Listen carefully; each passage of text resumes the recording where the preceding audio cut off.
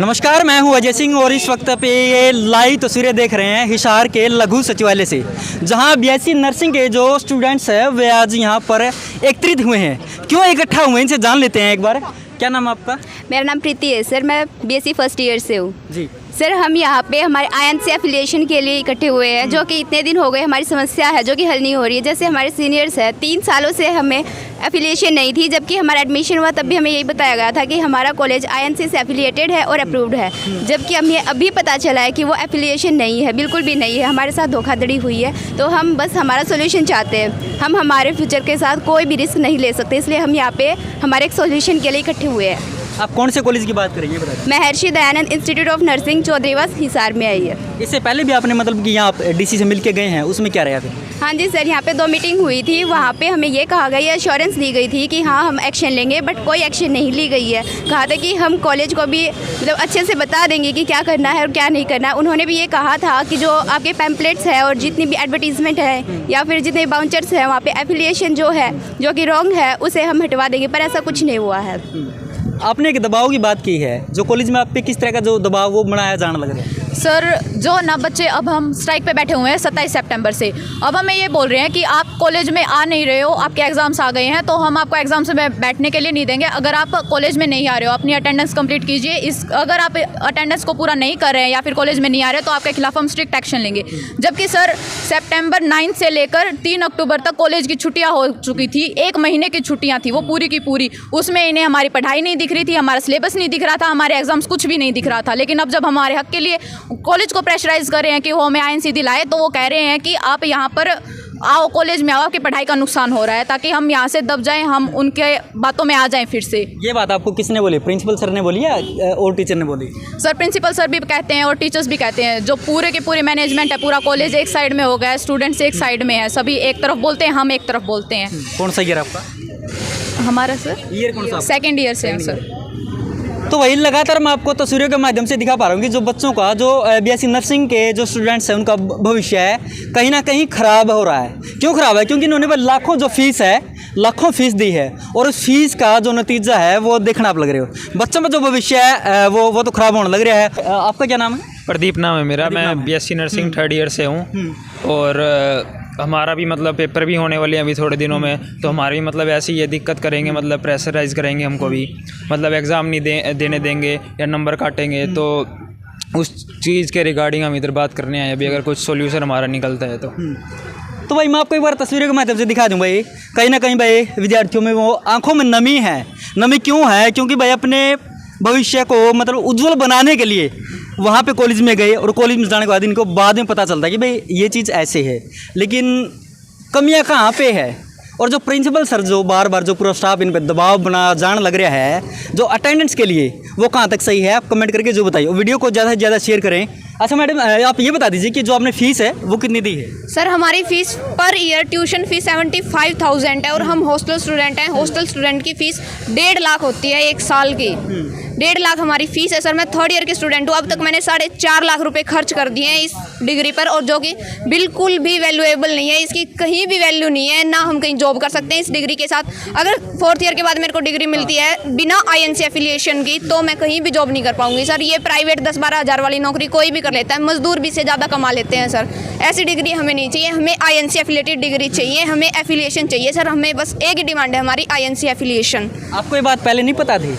Sir हमें admission के time college वालों ने यही बोला था कि आईएनसी से एफिलिएटेड है। उनके वाउचर्स, कॉलेज वेबसाइट, पैम्फलेट्स, हर जगह आईएनसी एफिलिएशन लिखा हुआ है कि कॉलेज है वो आईएनसी से रिकॉग्नाइज्ड है। पर जब कुछ टाइम बाद हमें ये पता चला कि कॉलेज है वो आईएनसी से एफिलिएटेड नहीं है, इसकी हमने आवाज़ भी उठाई। हम ऑफिस में गए मैनेजमेंट के पास, हमने पूछा कि सर आईएनसी से एफिलिएटेड नहीं है। वो हमारी बातों को टालते रहे। पहले तो ये बोले कि है आईएनसी से एफिलिएटेड, हमें गुमराह करते रहे वो। फिर बोले कि हम बहुत जल्द एफिलिएशन ले आएंगे। ऐसे ही डामाडोल होता रहा सर। सारे मतलब उन्होंने कभी हमारी बात नहीं सुनी, हमेशा यही बोलते रहे कि एफिलिएशन ले आएंगे, मिल जाएगी, इंस्पेक्शन हो जाएगी, हो जाएगा। सर हमारे 3 साल ख़राब हो गए और अब आखिरकार हमने आवाज़ उठाई है, हम उनके अगेंस्ट जा रहे हैं। अब यहाँ पे हमने स्ट्राइक करी है, 27 सितंबर से हमने स्ट्राइक कर रखी है और अब हम नहीं रुकेंगे सर। हमें हमारा हक चाहिए, हमें आईएनसी चाहिए।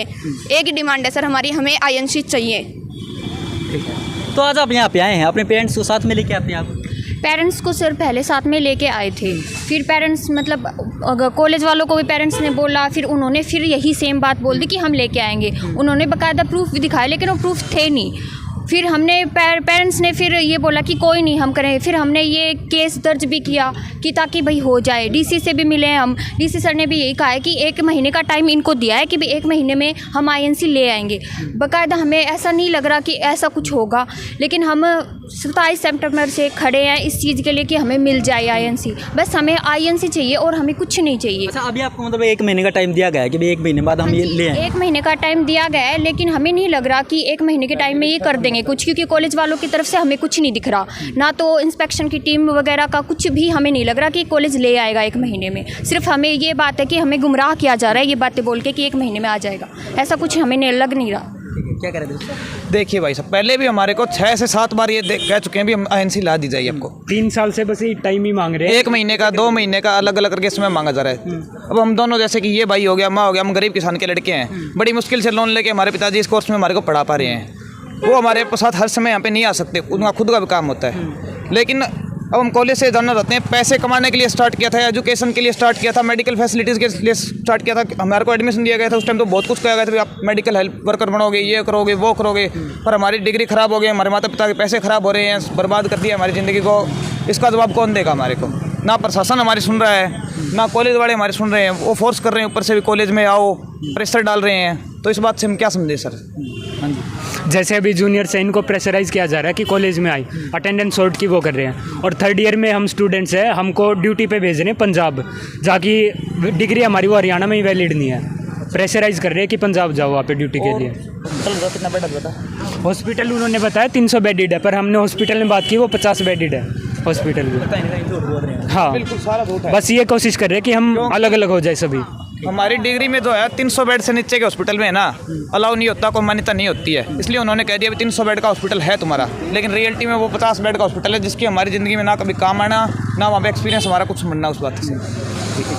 कौन से कॉलेज से आप? मैं Rishi Dayanand institute of nursing, चौधरीवासी सर। तो भाई आप सभी को क्या लगता है और क्या कुछ है, क्योंकि जो विद्यार्थी हैं वो धरने पर हैं। एक विद्यार्थियों को धरने पर बैठना पड़ गया, मतलब कि शासन प्रशासन क्या कर रहा है? कहाँ की सोच है जब विद्यार्थियों को कोर्ट के आगे आना पड़ गया, सिर्फ अपने काम के लिए नहीं, धरने पे बैठने के लिए? क्यों? और जो सारी जो इन्होंने बात बोली, भाई हम प्रिंसिपल सर का भी वर्जन लेने बिल्कुल जाएंगे, क्योंकि भाई विद्यार्थियों के साथ में ये बहुत बड़ा अन्याय होने लग रहा है। एक किसान के लिए, गरीब परिवार के लिए 75,000 रुपये की रकम बहुत होती है। वो चाहे 75,000 की हो, चाहे 1.5 लाख की हो, रकम तो रकम होती है। तो कहीं ना कहीं भाई मैं कहूँगा भी बहुत बड़ा घोटाला है और इनको इनका न्याय मिलना चाहिए। इनका न्याय नहीं मिलता तब तक हम सभी इनके साथ में खड़े रहेंगे और इस आवाज़ को उठाते रहेंगे।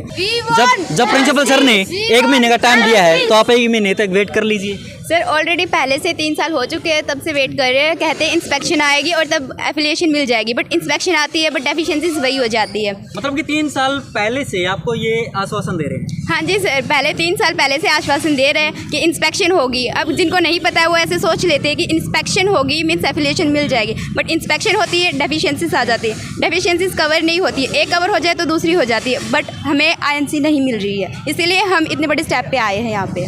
नहीं, हमें भी पता अगर 1 महीने का कोई टाइम मांग रहा है तो हमें एक बार ट्रस्ट भी कर ले, बट उन्होंने हमारा ट्रस्ट तोड़ दिया है, तो हमें उन पर ट्रस्ट नहीं है। अगर आपकी मांग नहीं मानी जाती तो आगे क्या रहेगा? सर आगे हम यही है, यहाँ पे धरना देंगे, क्योंकि डीसी सर से हमें उम्मीद है कि वो हमारे हक के लिए कुछ ना कुछ ज़रूर करेंगे। हम प्रशासन के लिए तो उम्मीद लगा के बैठे हैं सर। कॉलेज वालों से तो हमने पूछ लिया, कॉलेज वाले तो पिछले 3 साल से हमें सिर्फ धोखा ही देते आ रहे हैं। हर साल इंस्पेक्शन होएगी, बच्चा इस बार ये हो जाएगा, बच्चा इस बार तो पक्का ही हो जाएगा। हर बारी का उनका यही होता है। 3 साल से निकाल दिए सर, और अब 1 महीना और मांग रहे, तो 1 महीना कैसे ट्रस्ट कर ले? पिछले 3 साल से यही है। हाँ जी सर ये भी है कि अगर हमारे यहाँ पर अब की बार भी हमारी मांग ठीक नहीं होती है, हमारी मांगों को पूरा नहीं किया जाता है, तो हम और साथ में हमारे जितने भी किसान संगठन के लोग हैं वो सभी हमारे साथ यहीं पर ही धरना देंगे। और हमें बिल्कुल अपने जो भी हमारी मांगे हैं वो हमारी पूरी ज़रूर होंगी। अगर हमारे साथ हमारे बड़े हैं, हमारे सीनियर्स हैं, तो ज़रूर हमें अपना तो हक मिल ही जाएगा। हम किसी तरह से छीन लेंगे उससे, लेकिन हम अपना हक ऐसे डूबने तो नहीं देंगे। आप सभी लोगों की क्या राय है हमें कमेंट करके जरूर बताइए। लेकिन उससे पहले मैं आपको बता दूँ, इन बच्चों का आप एक बार चेहरा देखिए, इनकी क्या गलती है? इन्होंने विश्वास करके उस कॉलेज में एडमिशन लिया और एडमिशन लेने के बाद में बच्चों के भविष्य के साथ में जो खिलवाड़ होने लग रहा है वो कितना सही है। तो सभी लोग वीडियो को ज़्यादा से ज़्यादा शेयर करें और भाई इन बच्चों के समर्थन में आएँ। एक नई अपडेट के साथ फिर से जुड़ूंगा, तब तक के लिए धन्यवाद।